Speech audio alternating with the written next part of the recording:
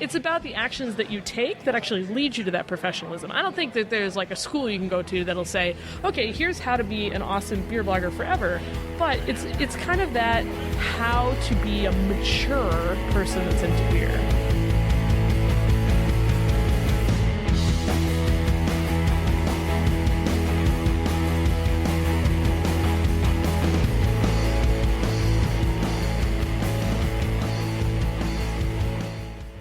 All, Amanda here. Welcome to episode 37 of Great Beer Adventure.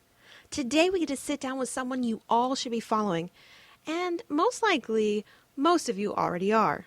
Carla Lauter, better known as the Beer Babe. She gives us the inside scoop on what it takes to go from amateur beer reviewer to professional beer journalist.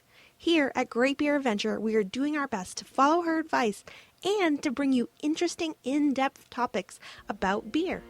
Listen in and then let us know how you think we are doing by tweeting to us at Great Beer Women. For now, here's our chat with Carla.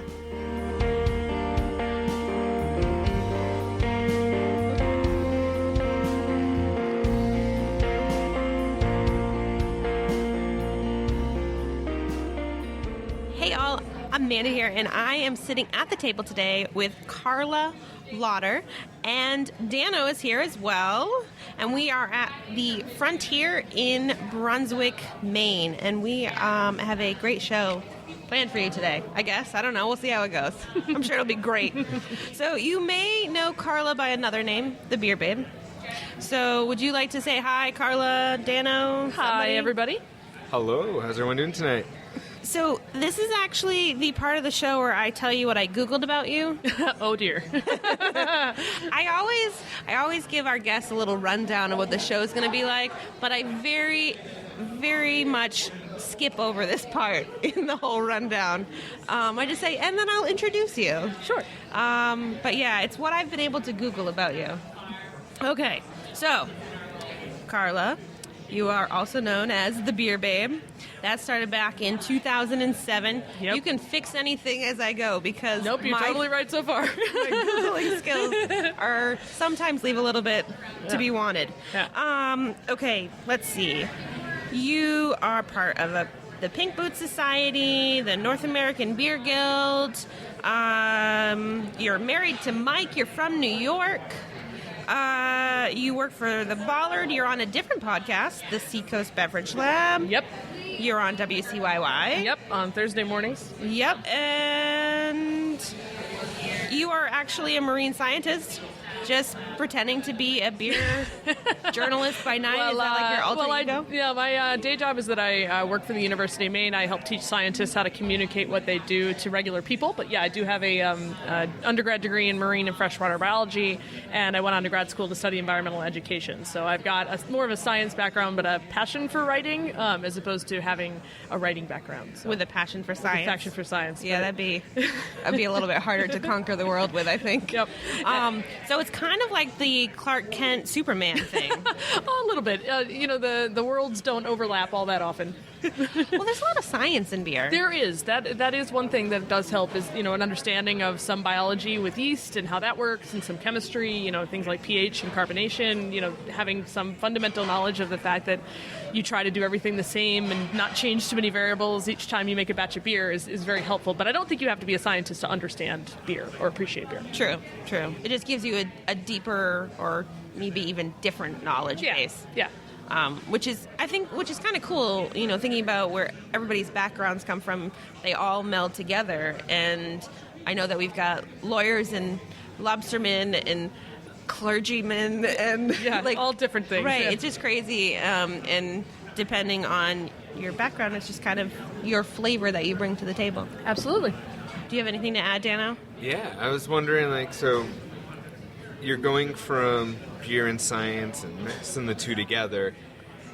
where did the journalism part come in? Like, was it something you just one day were like, I'm going to do this, or was it something you dabbled in? I guess it probably started when I was in high school. I was on the school paper. I used to write articles. I took journalism classes in high school. I took more in college. I was on the UNH newspaper, the New Hampshire. I was the online editor, which basically just meant that I was proofreading stuff before it got put on the web, and I was like literally physically putting it on the web, but I was catching all the errors that the copy editors didn't get. So, Ooh, so you're a grammar police, aren't you? yeah, a little bit. You don't really like reading my post, do you? All I'll say is that when I'm on Twitter, I punctuate everything. I'm one of those people that I tweet in full sentences still. I won't abbreviate things. But it's more that I really liked journalism and writing in college, but it wasn't something that I thought I could have a career in. So I just took as many writing-intensive classes as I possibly could, and I really enjoyed them and did well in them. But then I went, but I really like science, so I'll go pursue the science thing. But then the science overlapped with communication, and then it came back up like, oh, hey, I know how to do this. This is cool. So, yeah. Awesome. Well, that sounds wonderful and great, and it really does feel very much Superman-esque to me. But let's just move right into our show today with round one, where we talk about the beers we are drinking. It's our favorite round. Yeah, I like that round. Yeah, you drink beer. Yeah, I've got actually a dark beer in front of me. I've got a Foundation Burnside, which is their brown, and it is one I haven't had for a while, but I am, as you may know, taking the month off of IPAs. So I'm having an IPA-free January, so I went and looked at the board and I said, what can I drink that is not an IPA, please? And I ended up with a Burnside, but I really, really like the Burnside brown. Nice. And so we are recording this in January. It'll be released a little while later, and you'll be back on the IPAs. Yeah. I mean, what I wanted to do is just give myself a chance to force myself to order something else instead of just doing it by habit. I have nothing against IPAs. I love IPAs, obviously, but I was getting a little too, blinkers on, blinded, and I chose them by default all the time when there's so much other good stuff out there that I was missing because I was just easy. Yeah, I find that by default I'll get the taster glasses. So even if I go to a place and I know that I don't like two of the tasters, I'm like, nah, I got to get the taster. Oh, you have to get the whole flight. Yeah. Right. Yep. And my husband's always like, I just want a whole pint. And I'm like, that's my husband voice. Today, I guess that's my husband voice. Yeah. I don't think that's the normal one I use. But yeah, so I'll just get, 2 ounces of every beer that a place has. Yeah. And I should try doing a must-be 6 ounces or more month. I think that might be a good Well, I mean, me. Both of those things are a symptom, though, of being basically fortunate enough to have an environment where there are 5 good IPAs on tap, or there are 6 different good beers wherever you go. So, it's an embarrassment of riches, if anything else. It's we have so much to choose from that's how we react. Is I go, okay, IPAs are good. There's so many good IPAs. I'll just order an IPA, and you go, okay, well, all the stuff's good. I should probably just order, a flight of everything because I can't stand to not have one. I'll order all the stuff. All the things. All the things. Yeah. I want all of them. So I just think it comes from the fact that we have a really great beer scene here, and that it's really easy to even just throw a dart at the board and pick and find a good beer. Yeah. As long as you go to the right spot. There's a few spots where you're like, a few spots where that's less true, but I guess I'll have that one. That's not and you're like, why am I here? Let's go. We got to go. Yeah. And Dano and I are actually drinking the oatmeal stout from Marshall Wharf. Yeah, and I am a creature of habit as well. I usually go and I'm like, oh, what stouts do you have? I'm going to go for one of those first. I'm trying to get better at it. Now I'm trying to, go into a store and find something I haven't had before. Yeah. My big goal lately has been, okay, every time I go, I'm going to get a 12-pack of something I've never had, so now I get to try multiple things by this brewery I've never Like a sampler like a pack? mix pick. Yeah. Mix pack. Yeah. The mix pack. That's what I've been trying to get every time. But no, this is great. I've never had Marshall Wharf before, so I was really excited to try it. Oh, Dano, we got to take a field trip up to Belfast, buddy. Yeah. Where's that? Up. You keep going up, but stay on the water. Yeah, stay on the water. Yeah, it's a cute little town too. They've got a lot of little shops and restaurants and stuff up there. I'd love to go. I've never been up there. I have a friend who moved up there a couple of years ago. And he loves it. Especially in the summer, they have an open deck thing, and you can have oysters and. Oh yeah, there's Really oysters. good. And they don't allow dogs though. Oh, I didn't know that. Yeah, we wanted to go on after a camping trip, and dog in car not allowed in there. So that was a sad day. You're like, oh, but I really wanted some. But yeah, so I think that this is dark and creamy and delicious, and definitely one of my favorite beers by them. There's a couple that I really like, but the oatmeal stout is one of my favorites by Marshall Wharf. Yeah, it's pretty solid. I like the, how it just kind of like tingles on the tongue. Like it's got that, I don't know the scientific term for it. Yeah, I think it's the level of carbonation in it that's doing that. It's the teeny bubbles, teeny weeny bubbles. Yeah, it goes down That's the smooth. scientific Yeah, that's the scientific teeny weeny bubbles. I really do like that one a lot, and it's nice that it comes down here because it is far, kind of far up the coast. So whenever I see Marshall Wharf on tap, I'm always a little excited to see it. Yeah. They did start canning, but then their pier went underwater, so they weren't canning for a number of months last summer. So they just started releasing cans again in the last few months. I can't remember. And even when they were canning kind of, full on, they would only do one or two styles at a time, so it wasn't their whole lineup that you could get in cans. It would be like, oh, okay, we've got some of this month, and then we have something else next one, which is cool. But again, it was like any scraps of it that I saw, I was like, give it to me. Yeah, I think they make a happy dog, which is like a coffee porter or something. Yeah, that's one I love. Nice. I like the chaos and the sexy chaos, which are their like imperial stouts, and one of them has coffee in it. I can't remember which is which, but really good. Anything that has the word sexy in it. Yeah, like I do. So we're talking about the beers that we're drinking, and I actually think this is kind of a good segue into where we're going next. We're going to be moving into our second round, and our second round today with Miss Carla is about beer journalism. And I think that we see a lot of people that start writing about beer by reviewing it. Mm-hmm. I think that's it's a common way to get into it. Yeah, I think that I see that quite a bit. But I feel like beer journalism takes it a bit further. I would agree with that. And I started my blog when I started out in 2007. I was writing about beers that were new to me, and I didn't know what they were, and I was reviewing them, essentially. I was going, wow, I've never had a Saison before. I don't know what that style is, but it tastes kind of like this, and if you like that, it might kind of remind you of this, and, kind of just doing a written down diary, basically, of my adventures in trying new craft beer. And I think that's what people initially connected with. But beer journalism on a whole, what I'm enjoying now that, writing a monthly column is allowing me to do is to kind of have a zoomed out view a little bit. What are the trends going on? What things are connected to one another? Are there, issues that are affecting a lot of brewers locally? Are there a new style trend like a Goza that's, becoming popular all of a sudden? Why is that happening? And it allows me to ask different questions and kind of bring new information forward instead of just my personal opinion about that particular beer on that particular day. I don't have anything against, beer reviewing at all, but it's kind of fun to bring a journalistic eye to it and talk about broader topics than just the one beer that's sitting in front of you right now. I even struggled with that originally because I would review beers and then I would realize if it was a really rare beer, why am I even writing about this? Because none of the people who are reading it are ever going to be able to taste it. So what's the point? So then I started writing about beers that they had a chance of getting. And then I started zooming in on the local area because I realized that there were really not a lot of people talking about what was going on in New England beer at the time. It was all about California and Colorado and, Oregon. And I just wanted to have a voice to express what's happening here, but in a bigger way. So right. My writing kind of evolved over time to go a little bit beyond just talking about the particular beer or particular brewery and moving to bigger things.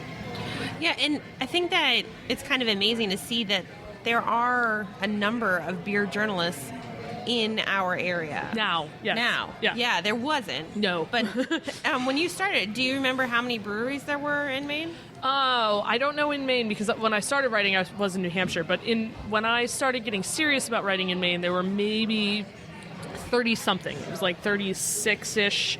When I moved here full time, and now we have over 60, so it's doubled in the amount of time that I've been writing about Maine beer, which is nuts to me. Right.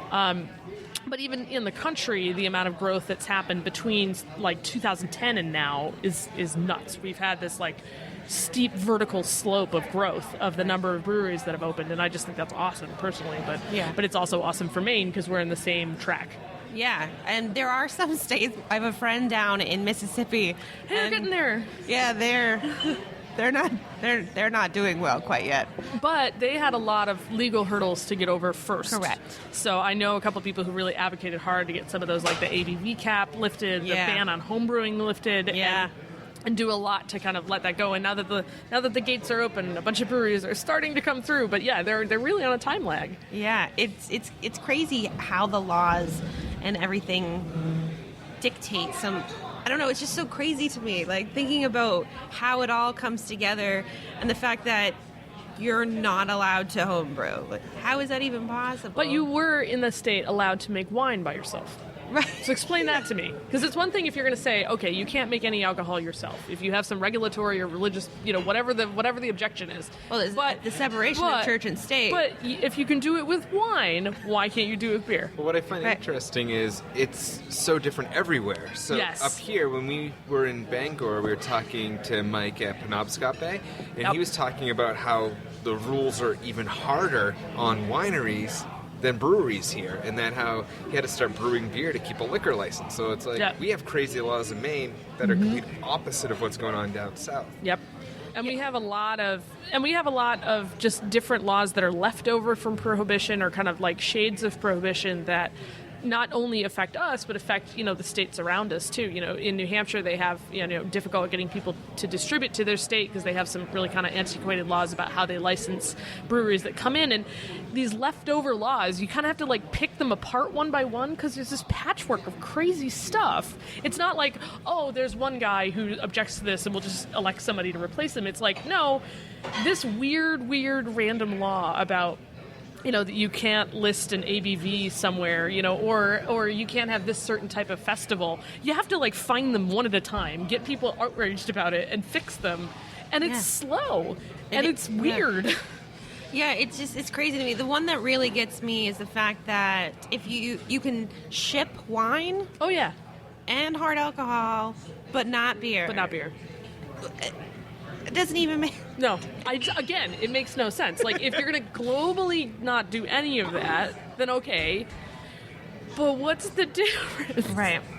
But it's all about... It does have a lot to do with our 3-tier system and the lobbying that's, pushed to keep that system in place. They don't want people to ship beer back and forth and subvert the distribution system in the U.S. So there's been a lot of pressure.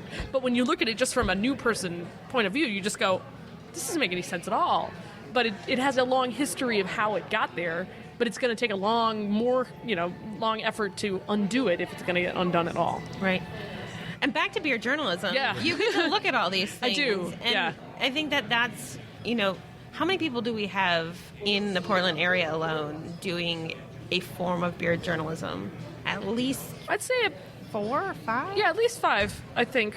And it depends on, what your definition of beer journalism is. There's podcasting, there's blogging, there's people who write for, so I write for The Ballard, there's somebody who writes for The Phoenix that writes about beer, there's somebody writing about it for Portland Press Herald, there's a blogger up in Bangor, Chad, who does a blog up there for the Bangor Daily News, and then there's kind of people on the food end of reporting that do cover brewery stuff for the Press Herald and the like pretty frequently. So, and then you have the people who have written beer books. You have people like Josh Christie, who, his book's actually sitting over there on the thing, which is fun. And, and he used to be a regular blogger, but now he's kind of more of a, writing author guy, which is awesome. But, we have a lot of people, who have their own perspective and their own little niche too, that we overlap a little bit, but we're not butting heads in any way. We're all just contributing to standing there in the corner going, Maine has awesome beer too. Did you know? Like, come look at us over here. Like, it's awesome. It really is. It's very cool. And I think that's what's really amazing about living in this area is that we do have so many really amazing breweries. Yeah. And we have people that are willing to accept it. So even if we had really great breweries, but people that were like, meh, I don't drink beer, Yeah. Well, it's a chicken and the egg that you can't have a brewery if you don't have an audience to love it, and vice versa. Exactly. But I think that even some of the older institutions, like newspapers and I guess newspapers are probably the oldest institution, like when it comes to journalism.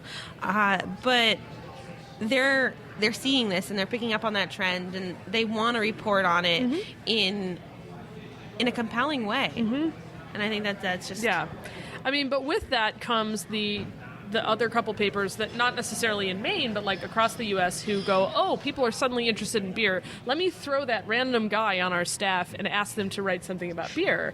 And then you come up with these articles that are either factually incorrect or really misleading or just in general not done well because it's not a subject area that they cover. And that makes me a little sad because there are people out there who know about beer who would love to have that gig. Like I want to be your beer writer for, whatever publication it is. But they just go, oh, no, it's kind of a foodish thing. Go write about beer. And then you end up with these kind of like, questionable articles that make me sad. So we're still in our growing pains. Like, it's not like every newspaper or every online publication has a beer editor now. They don't. There are more than there used to be. But we're still in an era where it could literally be like, oh, hey, I picked you random news reporter. Go write this amazing thing about beer. And it doesn't always come out that good. So as a professional journalist, how do you deal with that oversaturation of, someone trying to be trendy and cool for 5 seconds? Yeah. Because big business.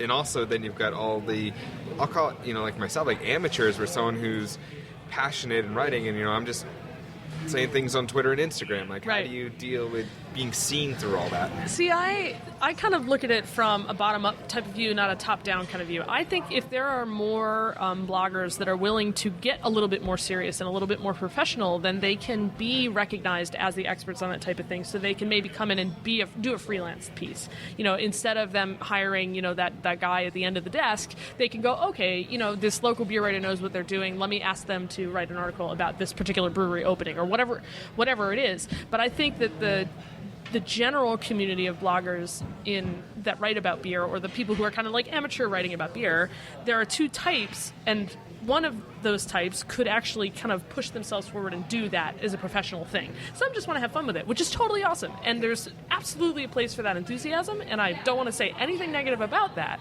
But there are some that are really in it for the writing. They're in it for the fact that they're spreading the word importantly, and they're trying to get everything right, and they're trying to really do the best that they can to do due diligence and get both sides of the story and that type of thing. And the more of us like that there are, the more resources these publications can have to draw on. Because I think what's right now is there's a gap. Okay, there's people who are really having fun and they love beer and they'll write beer advocate reviews all day long and be expert man, but they don't write in a professional manner. They're writing their opinion, which is fine, but at the same time, it's not what you're gonna do. But there's only a subset that will ever really want to do that professionally. I love it personally. It allows me to go a little bit further than what I would do just kind of on my own, sitting there having fun. But so how do you think that a person should go from being amateur to being, we're calling you professional? Oh, the major league. Okay, yeah. You get paid to do this? I do get paid. You're right. That's a good point. Okay, so yes, I do have some income from this. So yes, all right, I'll take that. I think it has to do a lot with your attitude and your integrity at the same time. Beer is an intoxicant, right? So it's very easy to, go to an event and, get a press pass, like, ooh, cool, I got free tickets to this thing, get totally trashed and just kind of, be irresponsible. And it's something where you have to sometimes put your fun aside to do the right thing. And it took me a really long time. I've been writing since 2007. I have not been, picked up by a publication for that entire time. I've been doing it on my own. But some of it is really just your attitude. It's that whole dress for the job you want, not the job you have. Like, if you act for the job that you want, if you don't pick fights with people online, if you go to events and do what you say you're going to do, when you say you're going to write an article about something you do, you follow up, you ask the right questions, you really try to get both sides. It's about the actions that you take that actually lead you to that professionalism. I don't think that there's like a school you can go to that'll say, okay, here's how to be an awesome beer blogger forever. But it's kind of that how to be a mature person that's into beer. Because Right. that's the way that I see it. And that may sound derogatory to some people. It's kind of like, sometimes it's just for fun, but sometimes you really have to watch what you're doing, and you have to watch what you're saying, and talk and be professional with the context that you're dealing with. Yes, I did learn you should not periscope and drink at the same time. Ooh. Yeah. But I've stopped. Ah. See? Good. See? That's Learn from learning. your Hey, lesson. you know what? That's Yeah, experience. Exactly. And I think it's funny that you said that there's no place that you can go to actually learn how to do that. But the internets would not agree. Because the internets, everybody that has a computer thinks that they can go on there and they can like type something up and you can pay them $100 and they will give you... Teach you everything you need to know about how to write a Thrillist article in 5 minutes, yes. Yes. I mean, and there are things you can do to learn. I mean, like, there's a beer bloggers conference every year that I actually have gone to almost all of them. And it's basically kind of a networking event. It's a gathering of people at all different types, at all different, like, statuses in beer blogging. You know, the guy who just started 3 months ago versus, you know, the person who's been writing for a paper for 10 years. And just even being exposed to those types of people and how they got where they're going, you know, teaches you a lot about where to go with that. But it's still a very small group of people. I mean, like, they maintain, like, somewhat of a list of, like, all of the beer bloggers they kind of know about in the U.S., and it's still under 1,000 people. Oh, really? Yeah, so it's not a huge amount of people. Right. You know, and of those, you know, only a few of them really want to do it, you know, in a professional way. See, the thing I keep running into is that podcasting and blogging are two different things. Mm-hmm. And so this is a brand new medium for a lot of people. I know Yeah. it's been around for a really long time, but you do podcasts as well. Yeah. And I understand exactly what you're saying about the integrity and all of that right from the get-go. Yeah. I've tried to make sure that that's the case with our show. Yep. But you know, at least the written word Yeah. is something that people are like, oh, I know how to work with that. Right. There's some examples you can follow. Right. Yeah. And people you go, I love Maine, but you say, hey, I do a podcast, and they're like, what's that? Yeah. Oh, come Right, on. and even fewer. There are very, very few beer podcasts in the U.S. as a whole. Also, Yeah. Yeah. That there are very few, Yeah. and a lot of them are just drinking podcasts. They're not Yes. all that way. no, they're not. But a bunch of them are. You know, it's Right. like a whole bunch of people. And we and the Seacoast Beverage Lab, the podcast that I am on, you know, grew from we basically were a bunch of beer bloggers that got together and said, hey, we're all kind of covering what's going on in New England. Maybe we should get together and actually discuss it every once in a while. And our discussions became kind of interesting-ish, and then we, you know, brought in a bunch of guests and whatnot as we went. So it was something that it evolved because we were all doing almost the same thing. Right. And we wanted to talk about this stuff together. So it's a different podcast. It's not a newsy podcast. It's not a, you know, necessarily one where we have a guest every week. We do have a lot of guests, but it's not always that. It's more of us kind of sitting around talking about what's going on in New England, because, again, there, at the time, especially when we started that, there was nothing going on, you know, with people talking nationally about what's happening Right. in our area. You know, so it's but they're all different. You know, there's no, like, I don't feel like there's a model for a podcast. You know what I mean? Like, there's Yeah. not, like, here's the perfect podcast. Here's what you should do forever. Wait a minute. Have you ever listened to NPR? I'm pretty sure. That's formulaic, but is it the perfect podcast? You know what I mean? All right. I'll Like, give you they that. all follow the same formula. You know, they have, like, oh, intro is a sound effect from where you are, and then, it follows with the thing, and then there's a pause, and then there's some music, and I don't know, like, they're formulaic in a way that works for the content they're covering. And I don't think anybody's really cracked what the formula is or what the model is for what beer could be. Have you ever listened to Great Beer Adventure? Yes, I have. I think they might be onto something. I think they might be onto something as well. Is there anything else that, Dano, you would like to know about beer journalism, how we can become millionaires just like Carla? I can't even help you with that. Because it's not true. I wouldn't know what to do with $1 million. I'd settle with, like, 10. It would buy a lot of beer. 20 a week. $1 million would buy a lot of beer. It would. It would. It would pay for my beer bill forever. Well, I know that you took your passions and you just mixed them together and probably made, some of the right decisions at the right time, and everything Yeah. just kind of fell in place, which is awesome. Yeah. That's what everyone wants. how about tips for people who are aspiring? Like, how about the person that's like, I love this and I want to share it with the world and I just don't know how to do it. I'm considering a YouTube channel. I'm considering a podcast, which is internet radio for people who don't know what a podcast is. All our podcast listeners probably know what a podcast is. I don't know. I mean, my parents listen and they don't know what it means. Okay, true story. But so I actually do have some advice on that front, is that decide, no matter what it is, no matter what medium you're doing, you have to decide who your audience is, because your audience can't just be everybody. That is not, it won't get you anywhere, because you can't make everybody happy all the time. Are you going to talk at the people who are already beer geeks? Are you going to talk at the people who know nothing about beer and drink Budweiser every day and have never had a craft beer in their life? Or are you going to aim somewhere in between? When I first started writing, I was writing as kind of a amateur person interested in craft beer, but I was struggling with how to describe things and learning what a new beer style was, and people who were in that same kind of headspace connected with that. They said, oh, okay, cool, I've never had that style, I'll go try that. Or, there was a lot of back and forth about that. But that's consciously where I wanted to be. I didn't want to be like super authoritative expert person, kind of arguing with people about minutia. I wanted to be at that level where people wanted to interact or wanted to get in on the entry level. That's just me. But if you want to, talk to the people who are already beer geeks about the, latest and greatest that's what's happening in your area and why you think that's awesome or terrible, go for it. If you want to be at the total bottom line, like, okay, if you like Budweiser, here's 3 local beers that you should totally have instead.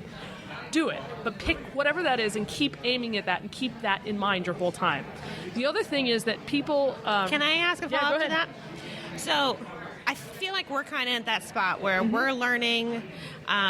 We come at it from different spots, but that's kind of our place. Yeah. So my guess is from what you've been doing is you kind of started there, but you've grown. So your audience has grown too. Is that or do you still go to the same audience even though you've grown? I have now, I think, adapted to a couple different audiences. I don't think I serve one particular. Like the Ballard's audience. The Ballard is a monthly publication in Portland. It's for the people who are really kind of already interested in what's going on in Portland. So I can make a couple of assumptions about the people who are going to read those articles. I'm assuming that they're familiar with Portland as a whole. I'm assuming that they're familiar with the fact that we have a beer scene. I'm assuming, that they know that we have a good beer scene. So I kind of skip to the chase of, here's the stuff you haven't heard about yet that you really should be into. Now, my general writing or the freelance that I do can be at different levels. So I wrote a piece for All About Beer magazine, which is that if you only have 48 hours to spend in Portland, here's where you need to go for beer.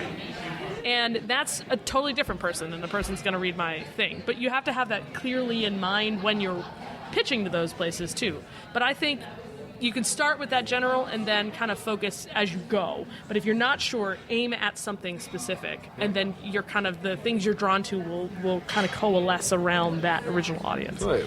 And like you've said it earlier about having that like zoomed out view on things. And, it comes with the maturity of, you've been doing this for 7, 8 years, going on 9 years. Like, you've been doing it for a long time. Yeah. That you know that you can't be in one niche because you'll just sink. You have to do a little bit of everything. Yeah. And that's how you do it. And I have to learn stuff. I had to learn stuff about beer laws to start writing about the ABV and the growler issues that we've had. I've had to learn things about beer styles that I didn't know existed. I've done a lot of research. I've asked a lot of really dumb questions because I'm like, I don't know. Tell me. Someone tell me. But that's what I'm good at, the dumb questions. But that's what I like Twitter for, because I go, look, am I being stupid? Here, tell me, and they will tell me. But the other piece of advice, going back a second, the other piece of advice that I have is that there's been some really kind of high-profile online people that say things like, don't ever work for free, blah, blah, blah, don't give away your content, da, da, da. Yes, when you're at that level, okay? When you first start out, ask where you can be helping. Ask what you can do and write or podcast your brains out. You're not going to get paid for the very first thing that you ever write. You just won't. You're going to have to establish some credibility on your own. So there's a mantra out there now with a lot of professional freelancers that now they won't do anything unless they're paid for it, which to a certain degree, that totally makes sense. Like once you've kind of proven your worth and proven your space and proven your value, essentially, you go, okay, it's going to take me 12 hours to put this article together. I'm not charging that 12 hours for free. Totally legit. But if you're brand new, you have to say yes to opportunities that you might not say yes to 5 years later. And when you get to that point 5 years later, it's okay to say no to those opportunities. So there's going to be a lot of people that at some point want you to do stuff, and you have to evaluate personally, is this going to do anything for me, or am I doing this entirely for that other person or that publication or that event? And you have to weigh that, and that's what I've been, that's hard. It's not something that comes supernaturally to me. I've begun to figure it out only because I have crazy time constraints now. So I've been saying no to things that I know that I would like to do, but I can't do well in the time that I have available, which for me it's less about money than about the time and the quality of the product in the end, but it's the same argument. But in the beginning, write your brains out, podcast your brains out, just do it. Just as much content as you can put out there makes you into a credible entity. If you've only written something once, 7 months ago, and you're trying to, pitch to write something else, they're going to look at that and go, well, I don't know what experience you have. But if you've written something once a month for the past 7 months, then you have more of a body of content to work from. So it's a balance. I don't know. But Will Witten went on this rant about it, and I've been hearing a lot of people being like, well, I'm not doing that. It's for free. And I'm like, but you need to build yourself a little bit. And that turns into opportunities. It does. Like, you could be writing a free article for someone's website or publication, and then 6 months down the road, like, cool, we're going to take you on as a staff writer. And like, awesome. Yeah, and I found that opportunities beget other opportunities. So the minute you say yes to something, someone might notice it there, and they might ask you to do something else.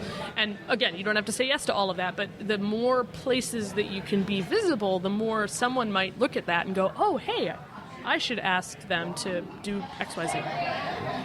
I really feel like you're preaching to the choir here. Dano works for free. I do. And I pay him zero monies. And I used to be a paid writer many years ago for newspapers and magazines, but I do get paid. Yeah. You buy me beer at almost every time we go out and podcast, so I am getting paid. A salary paid in Marshall Wharf is not a bad one. True story. So if anyone wants to know how to get free beer, join a podcast. You can contact Dano at greatbeeradventure.com. Yeah. Okay, let's move to round 3. Sure. Let's figure out how this whole thing got started. All right. Round 3 is where we want to know your first beer memory. Okay. So I've been thinking about this for a minute, and I've got one lame one and then one, good one. So the first one is, my first actual beer memory is that when I was at college at UNH, I turned 21, and I had, because I was an out-of-state student, I didn't have my new driver's license that had, that hadn't expired. It's basically expired at 21 and they send you a new one, right? So I had my expired driver's license, my birth certificate, and something else. And I was like, okay, and my credit cards and all these things, right? So I go to the little store in Durham, New Hampshire, and I go to buy literally a 6-pack of Corona. This is all I'm buying, is a 6-pack of horrible Corona. They would not sell it to me. A drink that's okay in the proper circumstances, Corona? Yes. No, exactly. In summer, lots of lime shoved in there, fine. Mexico. I like it in Mexico, preferably. Oh, I've never had it in Mexico. Yeah. But, so I get up there, and they will not sell it to me because I have paper ID. So I have a temporary driver's license, my birth certificate, all this stuff with the official seals on it. Nope. It's paper ID. I got denied to buy a 6-pack of beer when I was 21 of Corona. So later that day, my roommates, they felt bad for me, and we all went out to Applebee's or something, and they were like, "Oh no, it's fine." Blah blah blah. They, I don't even know what beer I had. Maybe a Sam Adams at that point. But I was just so indignant that I was like, "I'm legal, and I still can't buy a. What the heck?" Now the second one is that. Really, my first positive, I drank a lot of, just whatever beer in college. I never really liked beer. I was more into other drinks than I was into beer. I never really was in college at all. After college, actually, after I met my now husband, he was a huge fan of Dogfish Head Brewing Company down in Delaware. And he brought over to a family gathering a bottle of 60-minute, 90-minute, and 120-minute IPA. Now, the times on these indicate how long they added hops to this beer, but it's basically the same formula of beer. It's just, one is kind of hopped, one is ridiculously hopped, and one is, oh my god, they did it for an hour, hopped. And I didn't really know much about beer at the time. And when I had all three next to each other, and they were explaining to me, like, the only difference really is the way that they prepared these beers. The differences in taste between those three beers blew my mind. And I was just like, that is nuts. I would never have thought that those 4 ingredients or whatever that are in beer could, even in that one style, do such a range of flavor. And that blew my mind, and that made the scientist mind of mine go like, what? How is that possible? I want to know more. I don't think I actually have ever tried that before, like It's putting them really all fun. next to each other. Yeah. That sounds like a really good... Okay, my date nights are really lame now because I have 2 kids. Yeah. And you have to add on $50 to $100 to anything you do if you For want a baby. childcare. Yeah. So that seems like a really good date night. Yeah. You can put the kids to bed, and you can line line up them the all beer, and then, it sounds... All right, next date night. It's a really fun experiment because Nice. it really does give you the full range. And it's not exactly the same formula. They've, mixed with the malts. But even so, it's just the range of flavors that can come out of Right. craft beer, even from the same company and the same kind of line of beers, was just mind-blowing to me. Yeah. And I haven't done it in a long time. I should do it again. Yeah. That'd be a lot of fun. Yeah. We could get together and do it. We That'd could be fun. Periscope it. Yeah. We'll you have to be gotta- after January. Because Yes. That's true. We could Periscope it. that'd be fun. And because if there's only 3 beers and we split them, Then it's much we, better. Then we would not be even though the Periscoping 120 drunk. minute is something like 20% alcohol. But it's fine. But Yeah, we'll it's a split them little among bit. multiple people. You can have Right. some too. Right. Dano's Dano can have some invited. too. Yeah, so we do that 3 ways. Then it works. You in on that? I'm on that. All right. Cool. All right. Well, we're at our final round. Woohoo! Round 4. Why do people get so excited when we get to the end, Dano? I don't know. I think that speaks volumes about us. I know, but not good We volume. buy Or them. volumes about how nervous I am. So You already said confidence is everything. Like, that's been the story to your success from day one. yeah, it's dressed for the job that you want, but you can't see how I'm dressed, so it's okay. Dano did take a picture. Yes, did. he did. You're right. Yeah. Anyways, Moving round on. 4. Round 4 we call, very lovingly, 3 sheets to the wind, 3 random questions. Cool. And we call it this because you've had a little bit to drink now, and we're going to ask you 3 random questions. Woohoo! Makes sense, right? Yeah, totally Yes. does. I like Okay. it. I like it. So, first question is, way back in your younger days, Yeah. what was your favorite cartoon? Oh, I loved Doug on Doug Nickelodeon. Funny? Yeah, Yeah. Doug Funny and Valentine and all of them. Yeah. Skeeter? Skeeter. Yep, Skeeter was the best friend, and then what was the girl's Patty name? Mayonnaise? Patty Mayonnaise. That was it. Can you imagine having a name like Mayonnaise? No. Although now my last name is Lauter.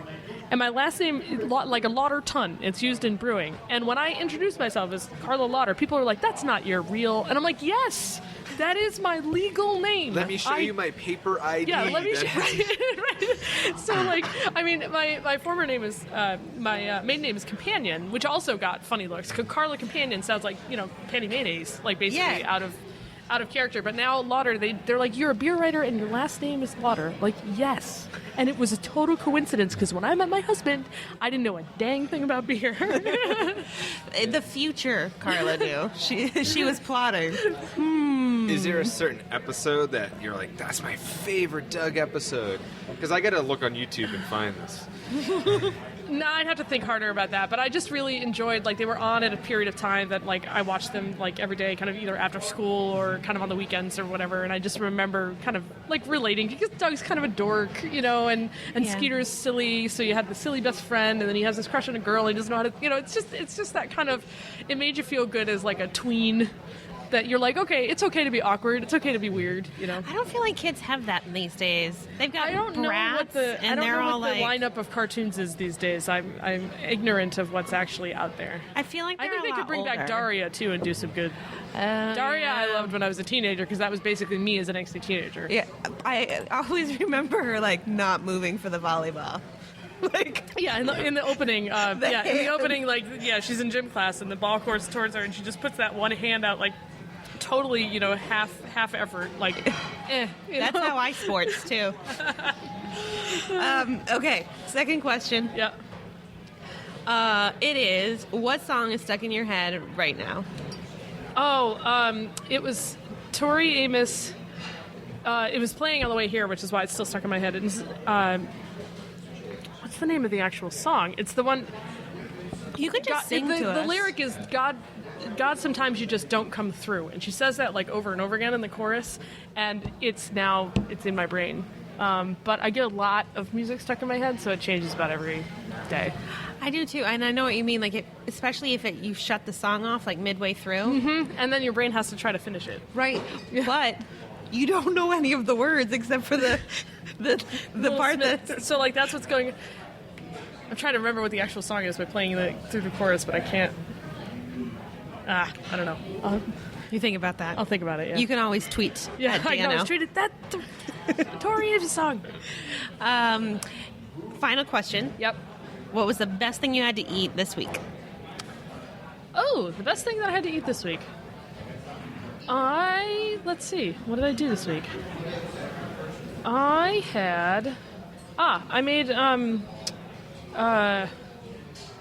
made pulled pork in the kind of Korean barbecue style, and it was really good. So it had like a marinade on it that was kind of an Asian.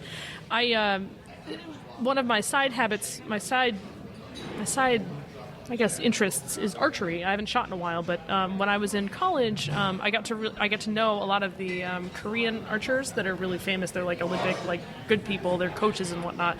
And they took us out to Korean barbecue. And basically what they do is they fill the whole table with meats and little dips and sauces and kimchi and all of this stuff in this gigantic, gorgeous spread. Do we have any place like that around here? There used to be a place in Portland, but I don't know if it's still there. Because I feel like I need to. This in my life. I would be remiss if I said it was still. I don't know if it's still there, but there was a place on Congress that did that, and it was really fun. So I tried making my own. It came out pretty good. So Right. That's what's coming to mind for the best thing I ate last week, but I could be wrong. And we know it wasn't an IPA. No. But what did you pair with it? I actually think I had some Smutty Nose Wunderbar Pilsner, the Wunderbar Pilsner, because when you have really strong Asian flavors, you want something light and kind of, just crisp but not overwhelming. Yeah. So, Dano, I think that when we have our Dogfish Head tasting, we should have Carla make us Korean barbecue too. That sounds really That could good. be fun. Couldn't that be a good night? Yeah. I can see that doing well. And we don't have to get babysitters because your wife can watch your kids and my husband can watch mine. That's true. Hey, there you go. Although I'll don't- get in trouble, so maybe I'll take one for the team and she'll go out with you ladies and I'll stay home. That would be even better. She runs I mean, a you're daycare really for good. a living. Like, Oh, she okay. can't be always watching the kids. It's not fair. Yeah, that's true. That's true. But you're okay. But Heather is pretty awesome. She makes chocolate stout cake. Yeah, Oh. she's doing this whole food section Chocolate on the stout website every other Wednesday. So if you're gonna get food going, you got to meet her and share recipes. Yum. Yeah. I did make a beer-soaked apple pie for Thanksgiving. I saw that on the Yeah, it was Periscope. really good. Yeah. I put the recipe on my blog, so if she ever wants to try that, it's really easy. It's just basically take your favorite apple pie recipe but interrupt it in the middle, where after you've cut all the apples, stick them in a big bowl, put a bottle of beer in there, leave it in the fridge for 2 hours, and then come back out. So it basically absorbs all the flavors of the beer. It works best with like a spiced or a winter or a kind of a very malty beer. I used, I think, one of the Sam Adams Winters or something like that. They have so many different beers now. I know. But something with spices in it usually comes out really good because it like pulls them in there. Yeah. But kind of fun.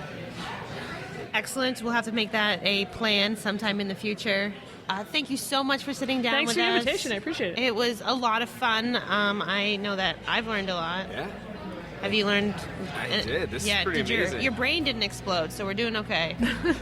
So I think it's great. Thank you so much, and cheers to you. Absolutely. Cheers. Ta-da! Yay. Thank you so much to Carla for chatting with Dano and I. I really must try that Korean barbecue. To all of you, our listeners, we have a giveaway going on. Head over to greatbeeradventure.com/product spotlight for details. While you are there, sign up for our newsletter. We have big plans for it and are set to start in less than a month. Show notes and links to Carla's social media accounts can be found at greatbeeradventure.com/037. Next week, Dano has another short show lined up for you. The music throughout today's episode is by Old Etc. out of Biddeford, Maine. To learn more about them, head over to greatbeeradventure.com/music. We have new things headed your way every week and can't wait to share them with you. Special thanks to our behind-the-scenes guru, Dano Pugach. Today's episode was created, produced, and edited by me, Amanda. Thanks for joining us. Have a fabulous day, and we'll see you next time. Cheers.